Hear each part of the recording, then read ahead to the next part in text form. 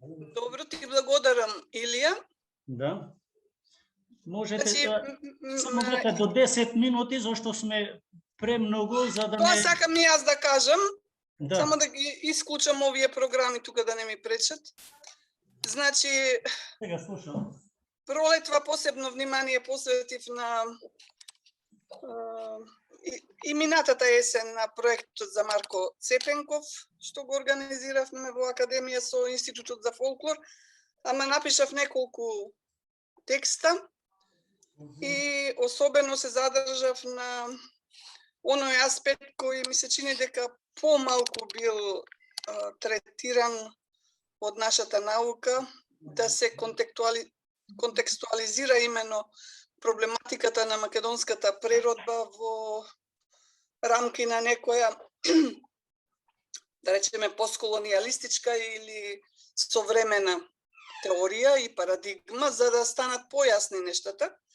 И во таа смисла се задржав на проблемот на културниот хегемонизам, кој објаснува многу нешта што се случувале особено во втората половина на 19-тиот век, па се до првите децении на 20-тиот век. Бидејќи текстот е подолг, јас ќе го изложам и ќе го скратам малку. Еве тој дел за културните хегемонизми на Балканот, со него ќе почнам и заклучниот дел на крај. Конфликтниот диалог меѓу културните образци и идентитети, например, меѓу македонскиот, бугарскиот, српскиот и грчкиот, е особено актуелен во втората половина на 19-тиот век, затоа што тогаш се случуваат крупни општествени и концептуални пресврти на Балканот. Тука мислиме првенствено на преминот од, да го наречеме, мегаколониализмот на Отоманската и Австро-Унгарската империја во микроетнонационализам, кој парадоксално и нов колониализам, кој покажува тенденција да се претвори во нов колониализам на некогашните колонии. Оние кои некогаш биле колонии да пројават колониалистички стремежи и да спроведат такви соодветни политики и стратегии. На просторите на Отоманската империја се одвива и индикативен премин од режимот на конфесионално-милетската хиерархија, карактеристична за тој режим, во режим на етнонационална хегемонија. Таа нова тенденција на културна хегемонија добива конфликтна димензија поради фактот што официјалниот процес на деколонизација се одвива неравномерно и во известна смисла неправедно, како временски, така просторно, политички и културно. Балканскиот 19 век е познат како век на бројни општествени транзиции, од појава на ново граѓанство и градска култура, опаѓање на отоманскиот империализам, конституирање на нови балкански нации и држави кои генерираат нови културни хегемонизми, зголемено западноевропско економско и културно влијание и така натаму. Во такви околности социјалната функција на народната култура го рефлектира доминантниот регионален геополитички интерес. Јужнословенскиот романтизам и преродба, иако некогаш се третира како продолжена рефлексија на така наречениот задоцнет среден век, всушност се поставува радикално спрема богатото средновековно црковно-словенско и фолклорно наследство, маркирано од живите народни наречија и преданија, различни и специфични кај сите јужнословенски народи. А да не зборуваме за другите балкански народи. Тој делумно ја продолжува праксата на двојазичноста, но се развива во насока на нејзино укинување и доминација на народниот говор со иницијално, значи почетно воведување на нови кодифицирани јазични идиоми, граматика, модерна азбука, локални обележја, нови книжевни жанрови и световно образование. Сега, уште еден мал дел околу уводниот овој сегмент кој се однесува на културниот пресврт на 19-тиот век.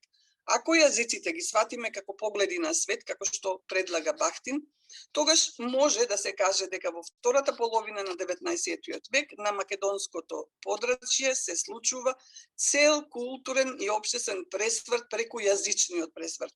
проследен со замена на грчкиот и црковнословенскиот со локалните југо-западно-македонски говори. Јазикот е најчувствителниот општествен медиум, затоа што ја рефлектира актуелната свест во исто време кога и колективната меморија на народот впишана не само во јазикот, туку и во устното народно предание и книжевност. И токму таа книжевност устната е примарната текстура на колективната меморија и тогаш се создаваат услови таа устна текстура да добие пишана форма, да стане книга и дел од историските и културните архиви на постојните држави на Балканот и пошироко. И сега ќе го избегнам целиот овој дел околу Балканот и првите фигури и пројави во 19. век, вклучително и Ѓорѓи Пулевски, и ќе одиме на мисијата на Цепенков.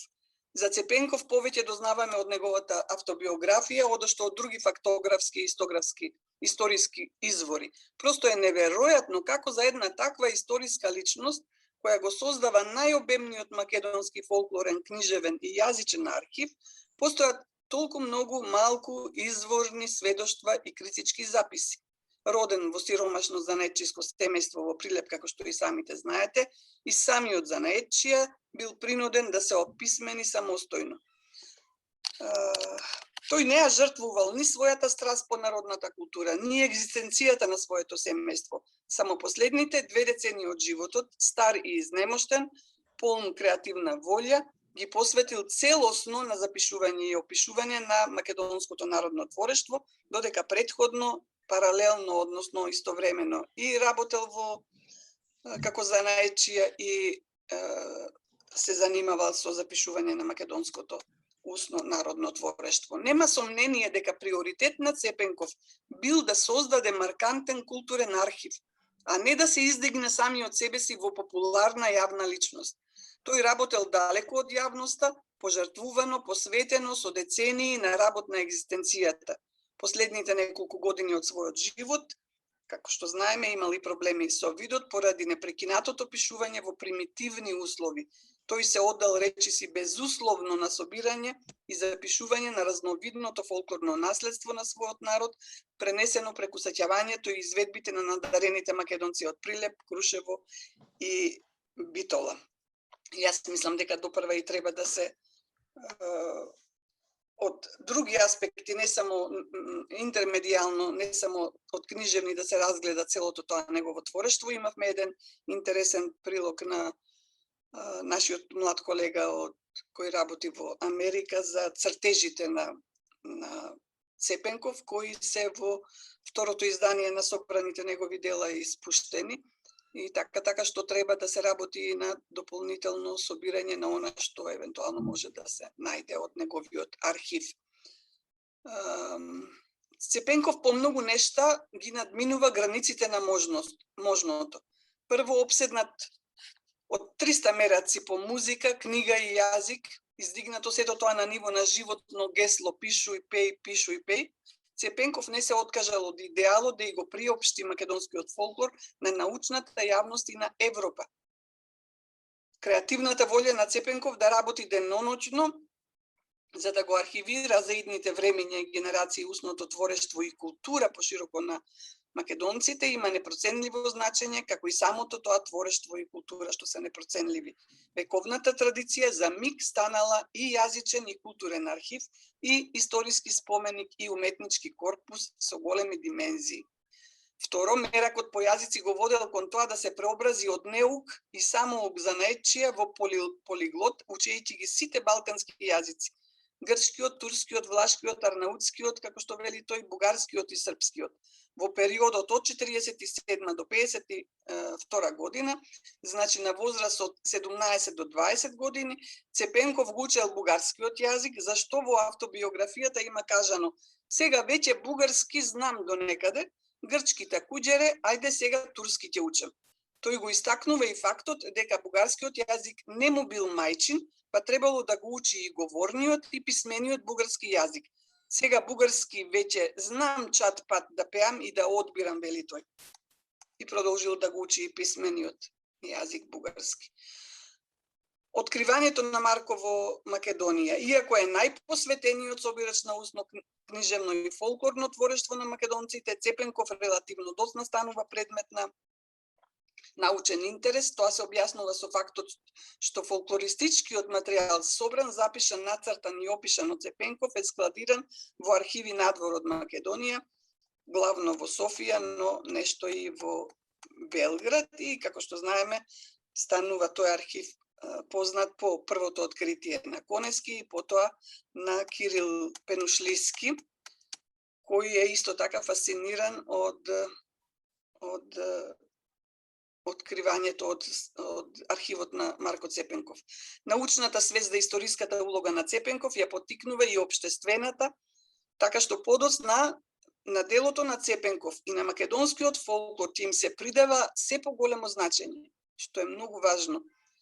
Дури до денес. Цепенков денес не е само парадигматична историска фигура на еден период кој е маркиран од постотоманскиот културен хегемонизам на грчката, бугарската и српската нација држава, туку представува изворно сведоштво за специфичноста на македонскиот фолклор и уште повеќе представува парабола на македонскиот јазичен, културен и национален континуитет. Она што се заборава често и она што денес ни се оспорува, за да се сведеме на тој некој конструкт политички. Толку кате? Ако ми помина времето да завршам. Да, можете да заклучите. Така, сега имам митската и историската димензија на македонската народна култура. И еве да речеме последниот заклучок, соочени со таквите речиси и рационални предизвици, истражувачкиот дух во Македонија денес не може и да сака да биде индиферентен, односно рамнодушен, спрема знаците на древноста на културното наследство. Од таму чувствителноста, па и хиперсензибилноста на културното наследство, сочувано и иницијално обработено од Марко Цепенков, тој не е само обичен собирач, туку и класификатор и обработувач, односно проучувач на фолклорното наследство, културното, и таа се чини, значи, логична и пожелна. Науката не е противник на имагинацијата, митот и логосот се испреплетени, зашто илустративен показател е и устното книжевно наследство и севкупната народна култура на македонците и на балканските народи. Во тој контекст, се чини дека не е хипербола ако се каже дека Цепенков е синоним за единството на митската и историската свест на македонците, а фолклористичкиот архив на Цепенков е живо сведоштво за спецификите на македонската народна култура и нејзиниот историски континуитет. Ете, тоа беше дел од моето излагање.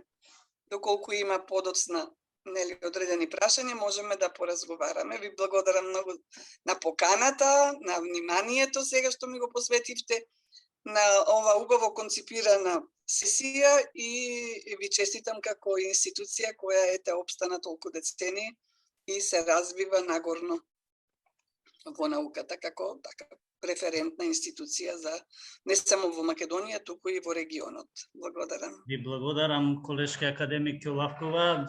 Ние не забораваме дека и вие сте дел од нашите проникнувања на некој начин во македонистиката, нели, со појавата на институтот, и секогаш имаме вашата поддршка.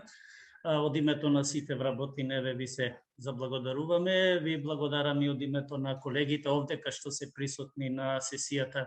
Вие изворедно демонстрирате еден сенс за пристапот и за интерпретацијата на културно-историските процеси на Балканот и како рецидив од тие последици на толкувањата доаѓаат овие нови тенденции на некој начин што ги предизвика современата условно глобализација. Вашиот труд ќе биде многу интересен, особено во првиот дел околу културно-историските хегемонии, како ја заробија научно-истражувачкиот наратив, иако мораме веќе да знаеме дека овие процеси биле глобални и сите современи национални култури, национални традиции подеднакво имаат право да се напојуваат од тој културно-историски извор и мислам дека поентата ќе биде изворена со со објавувањето на вашиот труд и искрено, без некоја претенциозност, едва и чекам да го прочитам. Ви посакувам убав ден и многу ви благодарам за вашето учество. Благодарам. Ние сега ќе продолжиме. Колегата Поп Атанасов ми се јави, тој е спречен да дојде од приватни причини. Натаму следи моето излагање, ќе биде посветено на книжевната, култно-легендарната и на усно-народната ракописна архива, да ја наречеме, се однесува на изворите околу Кирил и Методи, а поготово на периодот, ајде условно пак да го наречеме, предмисионерскиот период на Свети Константин Кирил и Методи, иако според други некои извори се предпоставува дека за прв пат факторот на словенството се активира од страна на Византија во периодот кога Свети Методи бил архонт, управител на Стримонската словенска архонтија, на Стримонската склавинија, тоа е околу Бргалничко-Струмичкиот крај. Во досегашните истражувања, само ќе ве замолам, кој ќе дојдам на кај 10 минути да ми кажете, да прекинам, зашто јас треба да бидам тој кој што најмногу да го запазам тој принцип. Значи, во досегашните истражувања, исто така имам голем текст од 8 страници, јас ќе се обидам само поентите да ги фатам и на крајот ќе сакам да поентирам дека во народната традиција историската засведоченост на Стримонската словенска склавинија, архонтија, кнежество е задржана само во Југоисточна Македонија. Во поново време ние тука откривме преданија, легенди, многу интересно, и долниот тек на реката Струмешница се нарекува Кирчовица, само по Константин Кирил, нели, филозоф, но за тоа на крајот нешто ќе припоменам.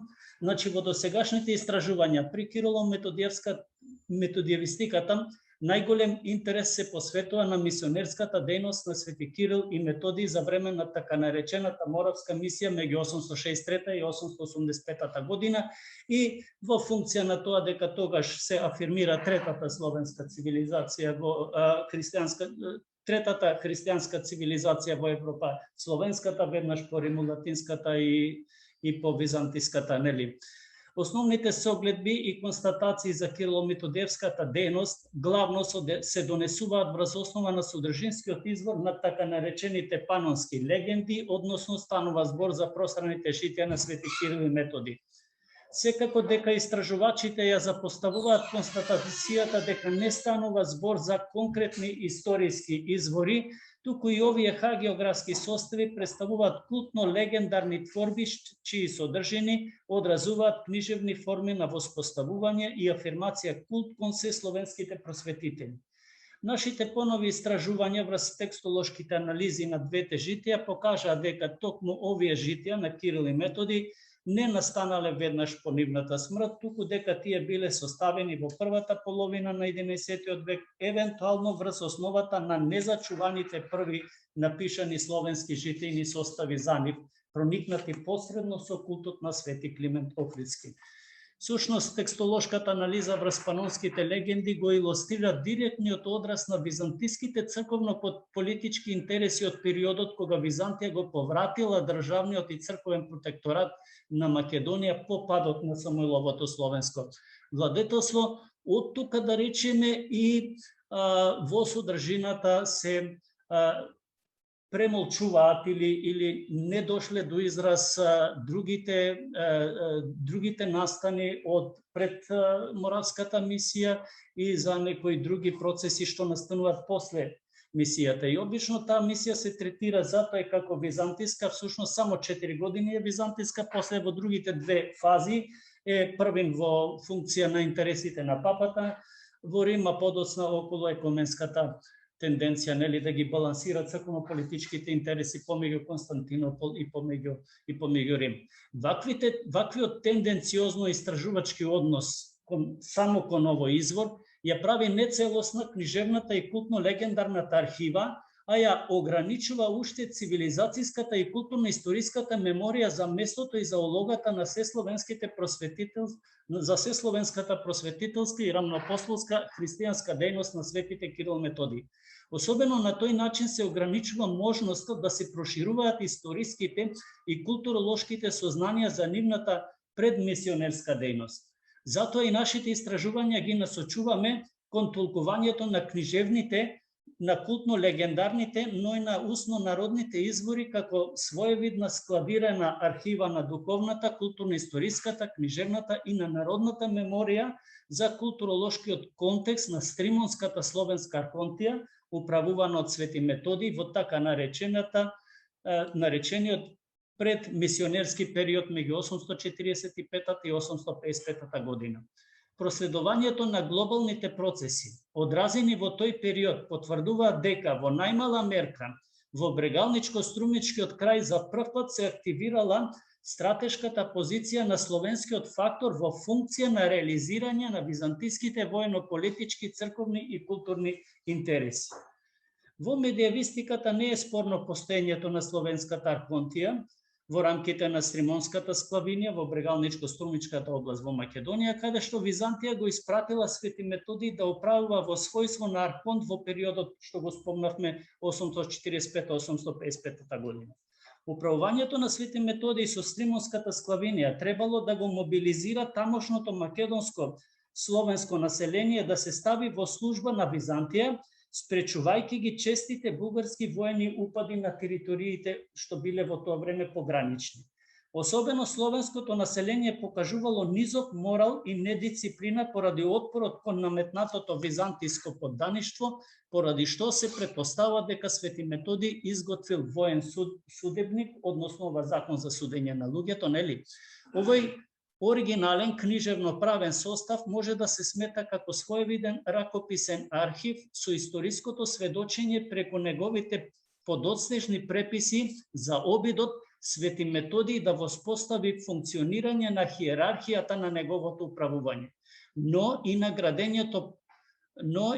градењето поредок во граѓанското, духовното и во културното живење меѓу населението на тој простор. Протографот на книжевно-правниот акт се напишал на словенски јазик, што го зборувало тамошното македонско население, а писмото било византиско-грчко, зашто се уште не постоело устроено словенско писмо. Конкретно, високите византиски политички и црковни авторитети правеле обид преку дејноста на светите браќа да се придобие лојалноста на словенското население во борбата против бугарските завојувања на територијата од Македонија. Се претпоставува дека мисионерскиот ангажман на Свети Константин Кирил да го активира авторитетот на словенскиот фактор за прв пат како византиска стратегија бил насочен и кон дефинитивното христијанизирање на словенското население во управната област на брата си Свети Методий, а со цел да се избалансира и нивното цивилизацијско прелевање во глобалниот византиски свет. Оние што се христијани се и византици. Така било тогашното поставеност на глобалниот византиски свет. Тоа би можело да е историската побуда за прв пат Свети Кирил и Методий да се нашле во улога на словенски просветители, што како нивна ангажирана дејност во интерес на Византија хипотетички се именува како Брегалничка мисија. Ваквите мотивирани словенски цивилизацијски контексти историски се синтетизирале како своевидна културолошка дестилација во книжевната и во култно-легендарната архива. Таму посредно се складирала и културно-историската меморија за првата фаза од Кирило-методиевската традиција во Стримонската словенска архонтија на Свети Методий. Сушност, индиректните податоци за функционирањето на условно првата Кирило-методиевска во наводници мисија се среќаваат во повеќе зачувани писмени извори пред се кои имаат книжевен, култно-легендарен или историско-апокрифен карактер. Меѓу нив ќе ги споменеме краткото проложно житие на Свети Кирил или Успението Кирилово, краткото проложно житие заедничкото за Свети Кирил и Методий, Солунската легенда, второто словенско житие за Свети Наум Охридски, староруското книжевно летописно дело Повест времених лет или Повест за поминатите години, моравската легенда, чешката легенда, дукленскиот летопис, двете византиски житија за Свети Климент Охридски и други. Значи, во сите тие на посреден или на непосреден начин се споменува и дејноста на Свети Методи во овој крај од Македонија. Следствено и во некои од нивните зачувани подоснежни преписи се запишало дека тогаш и таму Свети Кирил ја устроил и првото словенско писмо го устроил 1855 година, што тоа не е докажано до сега. Еден дел од поранешните палеослависти сериозно ги зедоа предвид запишаните податоци во некои од писмените извори, исто како пак други палеослависти што го направија со податоците во панонските легенди, при што и афирмативно ја нагласуваат историската улога на така наречената брегалничка мисија при воспоставување и развојот на словенската писменост. Меѓу нив ги знаеме Куник, Александар Гилфердинг, Михаил Погодин, Бил Басов, Туницки, Кујо Кујев, Виктор Истрин, Емил Ѓорѓиев Кајнас, Бранко Панов, Блага Алексова, Блаже Ристовски, во поново време Митко Панов и други. Добро, значи натамо одам кон представување на сите тие извори, покажувам дека како во овие извори, така и во панонските легенди на некој начин се приспособуваат определени интереси, нели? Во зависност од времето и просторот каде што се дистрибуираат тие култно-легендарни состави. Само на крајот ќе приспомнам, тоа ќе биде при објавувањето на текстот најпикантното, историската потврда за постоењето на Стримонската словенска архонтија на Методи, дека се задржала и во народната меморија на македонското население од југоисточна Македонија, каде што за овој историски настан се уште се прераскажуваат легенди, преданија, своевидни устни, народни раскажувања, пеења. Во најново време откривме повеќе такви преданија во Струмичкиот крај. Моли?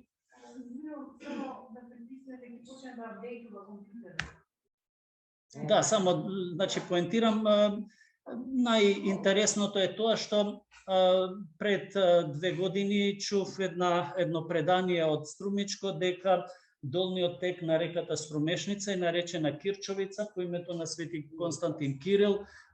Таму била многу длабока реката, имала многу риби, оделе населението се занимавало со рибарство, тој одел покрај реката и така ги покрстувал таму луѓето и во спомен.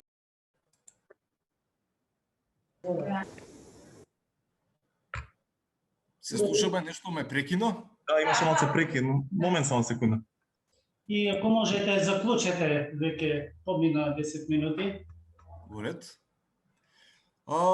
Би заклучил со зборовите дека овие наведени случаи, овој наведен случај не е единствен пример на подоснежно откривање и обелоденување ракописи кои афирмираат нови дела и нови автори. Некои од нив најверојатно нема да го здогледаат никогаш денот, но на некои како во случајот со Анастасија Милошова имаат среќата и можноста да бидат спасени од заборовот и токму затоа нашата нејзината книжевна оставштина внесува свежина во нашето разбирање за образовните насоки и материјали во училиштата во Македонија од 19 век, но пред се за нашата интерпретација на женското творештво, на поривите да се пишува и да се остави некаков запис и трага за своето постоење. Со ова јас би заклучил, ви благодарам на вниманието.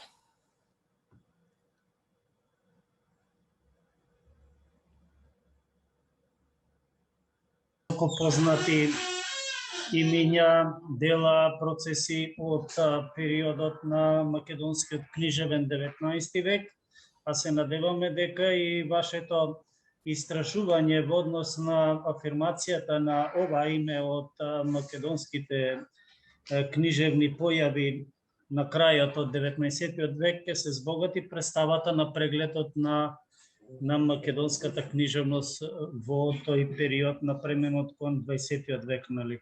Со тоа го заокруживме содржинскиот дел од учесниците на ова сесија, ракописната и книжевно-историската архива, при што имаме отприлика време уште 10 минути.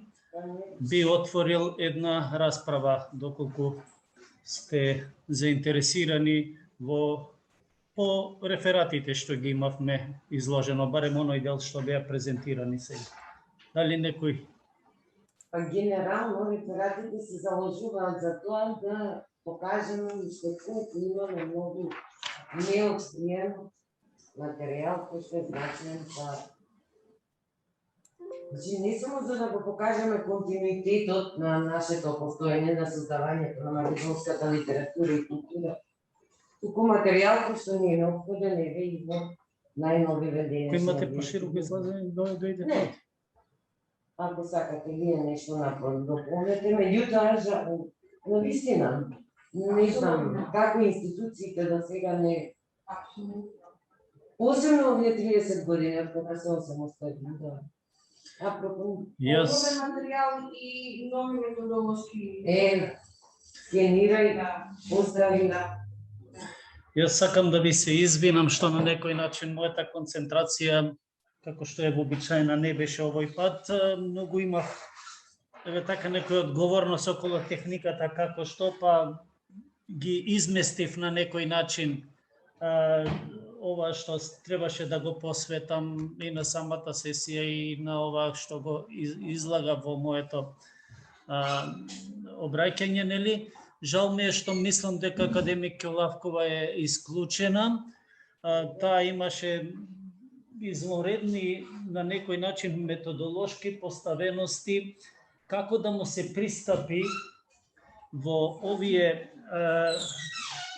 условно да ги наречеме современи глобални процеси, како да му пристапиме не само на доживувањето, туку и на толкувањето, уште еднаш ги употребувам тие синтагми, и она што се пројавува академик Ќелавкова и во она што го пишува, и она во пошироката јавност нуди еден извореден концепт на некој начин стишување на страстите со цел да се покаже дека македонската култура, македонската историја, македонскиот културно-историски идентитет не може никој да го загрози од било каде да е. За него сведочат од ракописните, преку книжевно-творечките, преку култно-легендарните што ги зборувавме, преку народните мемории за она што се случило на овие простори. Знаете, не може ништо со тоа што ќе се запише да се сокрие, да се напласти врз него слој кој што сега сакаме ние да го трансформираме во нешто што ќе ги задоволува нашите тенденции и апетити.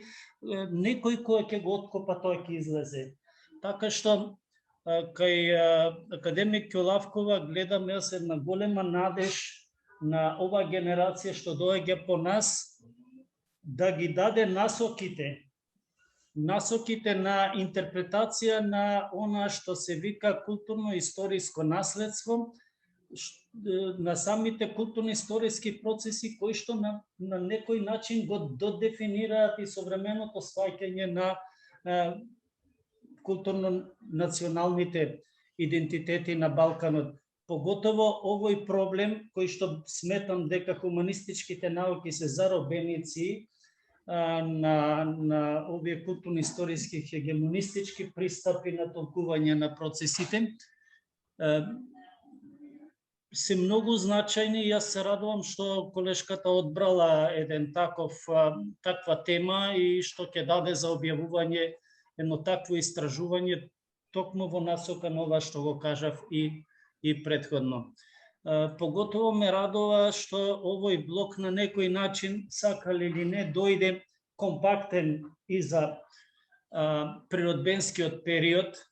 Имавме 3 излагања, кои што и текако е охрабрувачко, затоа што повеќе не може да се свати природбата дека треба да ги буди нашите и современи романтичарски представи и набои, да ги доживуваме работите онака како што ние сакаме да бидат, колку што е негативен овој политички дискурс и овој политички на некој начин притисок врз македонистиката, толку повеќе ќе се отворат хоризонтите на перцепцијата и на наративот како треба да се пронаоѓаме сите заедно во тие глобални културни историски процеси, за да се спознаеме, да се запознаеме, но и да се почитуваме едни до други и едни со други. Јас сметам дека Институтот за македонска литература овој пат осмисли, изнајде, проникна, испровоцира една изворедна тема, кој што е широка, кој што го зафаќа и она што е наталожено во културно-историските случувања на овие простори, но и како тоа се рефлектира, да речеме, во нашата сегашност и како може тоа да се произнесе во најсовремената дигитална ера. Нашата сесија, ќе ми дозволите да заклучам како преседавач, јас сум задоволен како се осмисли, барем со оние колеги кои што се јавија учесници, и сметам дека заедно со овие учесници кои што од оправдани причини веројатно не беа тука, ќе направиме еден извореден блок во објавениот зборник. Дали некој друг сака нешто да каже? Дали сакала Качица нешто? Јас тука не ја гледам приклучена, исклучена. Затоа така малку пошироко се задржав. Мене ми е жал. Не, јас очекував поентите да ги каже вака во повели директорке. Јас би сакала само да ви изразам задоволството и присуствувам на цела сесија, практично ова е моја локација. Од средновековниот период до периодот на природата, на вистина, интегрирани излагања кои што мислам дека сите комуницира на некој начин едно со друго, уште од излагањето на академик Пилавкова, па до моите драги колешки од Институтот за национална историја, Душева и Котлев, па се до Валентина и Славчо, да, кои што не тие се 19 век, и она што е, мислам дека мене што ми лежи особено, а тоа е колегата Илија Велев што го кажа, оној момент што во голема мера се премолчува во науката, тоа е задействувањето во таа свинонска област, тука уште сите треба многу повеќе да посветиме внимание, затоа што нормално е зошто странските славистички центри го премолчуваат тој период, затоа што не бил во врска со нивните Не одговара на палеобугаристиката. Јас го кажам, тоа само него нема време да го елаборира. Ова што мене ми денеска ми дојде вака како една, тоа го знаеме со Вања го збориме постојано, меѓутоа и таа го дала сега на докторант, баш тој сегмент. Значи епистоларната, со Славчо со рефератот. Значи тука се сите нови работи што могат да се постават, да се едноставно да се документираат уште повеќе. Тоа беше во вашиот реферат. Кај Валентина исто со Димитар во Македонски. Валети беше одличен реферат. Прекрасен аспект. И мислам дека треба да се копа луѓе по овие архиви, особено во Истанбул, каде што е целата наша архива. Да го искористам и тој, и Софија нормално. Па на Зунови работи, апсолутно. ти треба да остане. И луѓе можеме многу да сме задоволни од оваа сесија, на вистина си ги поставуваме прашањата одново и одново, ама мислам дека и тоа нови работи ќе се кажат. Други не се толку назад, така што ја се борев по некој. Нема, немавме ние, имавме отсутни за тоа. Ама и не би треба во 11 по промоција. Не, епа сега ја одложивме промоцијата, сака рече, да биде после двете сесии, со тоа што он покани луѓе. Некои дојду, ако сакате па да го направиме сега тоа, ама големиот амфитеатар како стоиме со... Ама во оваа сесија уште има многу што причат водите, има. Па тоа е, затоа рековме после двете, на Сашо му дошле Јасмина Шопова со сопругот. Добро, Дејан си издавачом, ќе си последи, ќе си послуша. А, не знам, може би Ангелина нема да се јави. Да, и таму има 20, тука... Па еве сега со Сашо рековме за напенане во големиот театар да се собереме, би било многу поубаво така сите да сме, нели? После сесиите, а дали заврши главе конески сесијата? Сега не гледам. Значи, мене овој блок многу ме интересираше и ви благодарам за колешки што еве вака дадовте сите своји колега Илија, колега Славчо, значи навистина дадовте многу вака предавања кои што се надоврзува едно на друго и бевте како еден мозаик, навистина во комплетирање на една слика на од средновековието па до 19 век, што повеќе и повеќе и одново нови материјали, нови архивски податоци кои што теа еве оваа наша да кажеме научна, релевантна подкрепа на се она што представува особено македонска 19 век во промоција или во затврдување на македонскиот национален идентитет биде што побитливо и навистина е една прекрасна сесија. Еве јас слушав сите многу внимателно и ми дојде тоа со епистоларната дейност. Еве апел до сите нас да тоа и ако се чува нешто треба се објави, да не се чува, него треба навистина имаме и во приватни колекции луѓе писма, документи кои што стојат и кои што не сме ги објавили. Книгите ми не се сеќавам за кореспонденцијата на Димитар Миладинов, неговиот интерес за ракописното наследство не е ги толкова на природата. Може и не е лошо да ги објавиме. Јас само на кратко ви благодарам многу, колешке, дадовте добар придонес. Да.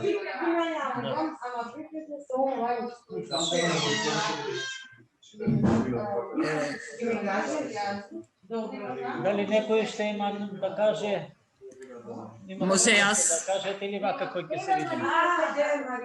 Ајде Маринче. Еве јас, да, еве голем поздрав од Истанбул, да се надоврзам нели и на публицистичката дејност овде и на архивските материјали во кои што јас ги истражувам во однос на 19-тиот век. Оваа сесија беше навистина полезна за мене, тој континуитет кој треба да го продолжиме, нели ние докторантите, истражувачите, да го објавиме понатаму и да посведочиме за националната самобитност и се она што се случувало во 19-тиот век, што било објавено, што не е објавено претходно, не е доволно истражено, а навистина постои овде во Истанбул и овде некако понапред доаѓа таа борбата со негаторската политика. Јас ја почувствував изминатите години, меѓутоа за тоа ќе зборувам и во докторската дисертација и ќе донесам, се надавам, интересни материјали кои што ќе послужат понатаму во архивирањето на целата заоставштина од публицистички карактер во Истанбул. Благодарам многу. Ви благодариме што бевте дисциплинирана, што дојдовте, што не следевте и посакуваме убаво стамболско попладне така. Голем поздрав до вас исто, до сите таму. Колеги, ние сметам дека завршивме, секојаш има што да си кажеме. Една пауза сега, па ќе почне другата. Саше, Александар, може ли да ми го искочиш да го соберам? Имаме, окей, само ова